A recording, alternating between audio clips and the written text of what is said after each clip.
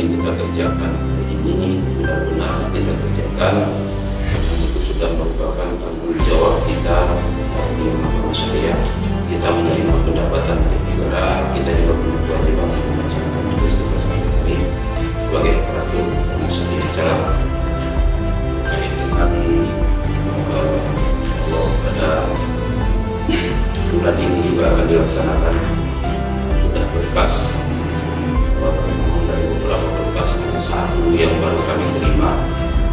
Kalaupun nanti sampai dengan hari Jumat tidak ada juga berkas yang masuk untuk bisa diseleksi, maka hal tersebut akan kita laporkan kepada Mahkamah Syariah Aceh.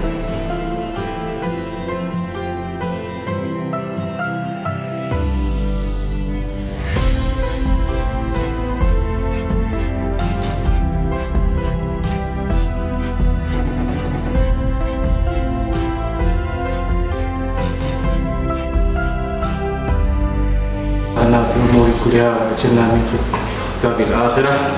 اللهم إنا نسألك سلامة في الدين وعافية في الجسد وزيادة في العلم وبركة في الرزق وتوبة قبل الموت ورحمة عند الموت ومغفرة بعد الموت. اللهم أعن علينا في سكرات الموت والنجاة من النار ورحمة الحساب.